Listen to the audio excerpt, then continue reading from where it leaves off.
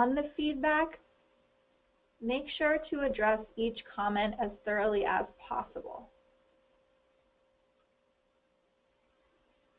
Also, when it comes to speaking with your chair and keeping a professional relationship with them, one of the things that you want to make sure that you do is address each comment before resubmission. You don't want to force your chair to ask for the same changes multiple times.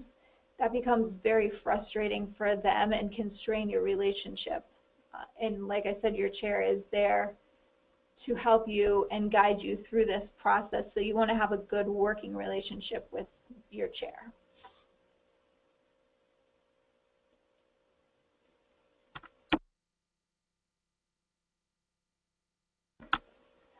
All right, so keep in mind that this is your dissertation. You developed the topic, and there was probably a reason that you chose this topic. Maybe it ties to your work, maybe it ties to your personal life, but it started as your idea, and it will be molded by other people and by people on your committee, because they do, of course, get a say in it. But don't let the feedback and take you to a place where you don't understand what you're working on anymore, or a topic that you feel uncomfortable defending.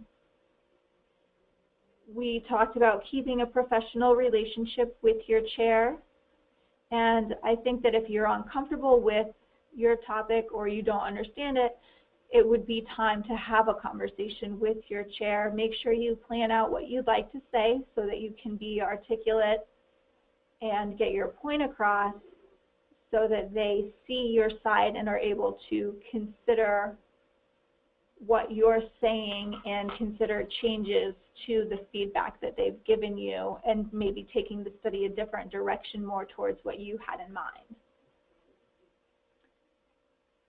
Sometimes feedback like that can be due to the lack of clarity in the verbiage used in the document. So just make sure to be clear in what you're saying, be consistent. What you'll find a lot of times is that when you are working to edit your document, you are saying the same thing over and over again. And a lot of times that's really what they're looking for. They want you to tell them and then tell them again. And just make sure that as you do that, you're consistent with the manner in which you're saying it, so that there is no question about your topic or the research that you're working on. And then, like we've been saying all along, keep an open and professional dialogue with your committee.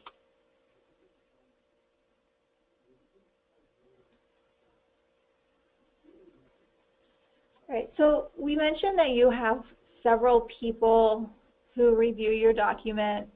A lot of times there's maybe 3 people. You'll have a chair, a methodologist, and a topic expert. And they don't always agree on what changes should be made. So what you want to do here, and again, this all ties into having that professional relationship with your chair, being able to talk to that person and have an open conversation to understand both sides of what the reviewers are asking for, and maybe speak with your chair to work together to develop the best plan forward.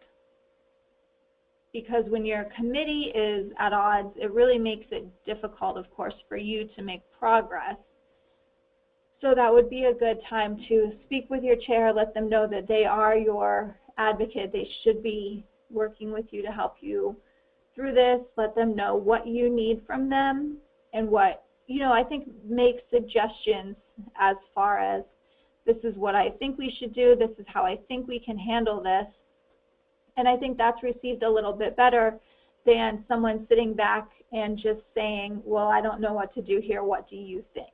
So plan it out, make some suggestions for the chair about how you think it should be best handled, provide some supporting information as to why you think that would be the best strategy, and then go to your chair and have that conversation with them. they will be able to help guide you through something like that where your committee may not be in complete agreement.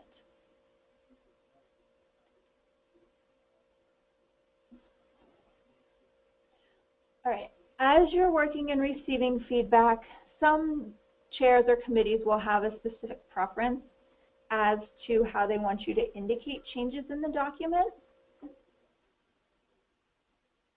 Sometimes they may want you to track changes. So that's really just a simple function in Word. It will put strike through in text. It will put new text in a different color. It allows you to see the changes that you've made. So when you resubmit to your committee, they can see what you've crossed out, they can see what you've added, and importantly, they can see how you've addressed each and every one of their comments so they know that everything has been addressed. Another possibility is to just highlight the information. It's probably a little less effective than tracked changes. And when you're using these different techniques, it's beneficial for you as well, so you know what you've changed and you don't go back and say, oh no, I'm not sure if I've addressed this comment, and start to read over and maybe potentially have to start over. I know that sometimes when you're working, you work for long periods of time and kind of get into a trance. So it would be helpful even for you to track those changes as you make them. Another possibility is a change matrix, and sometimes the chairs will ask for that, sometimes they won't. You may even want to create one on your own. And so a change matrix would usually have a far left column that indicates maybe the date of the requested change, then a column that indicates the comment or what that requested change is. Then you would put information about how that change was addressed and on what page that change was addressed. And that will help you to keep track of the changes you've made. If they do provide a change matrix for you, use theirs. If they don't and you'd like to create your own, you can use Excel or Word, just create a table in there and create your own columns to have the change matrix that helps you to track the changes that you've made in the document as you're working through the revision.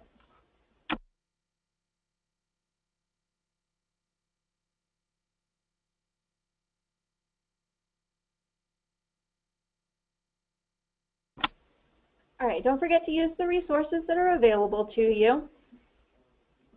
We talked a little bit about using your peers earlier, so having someone review your email before you send it to your chair if you do have questions. You can also use your peers to find sources or even just to talk about how the process is going for them. Consult with librarians. They will be very helpful for that literature review chapter especially because they can help you to find resources that you're looking for.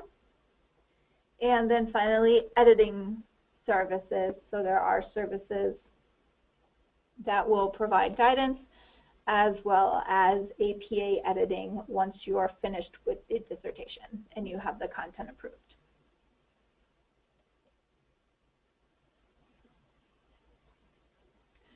The dissertation process is a long process, so keep in mind that it takes time to appropriately address the feedback and make sure that it is thoroughly addressed.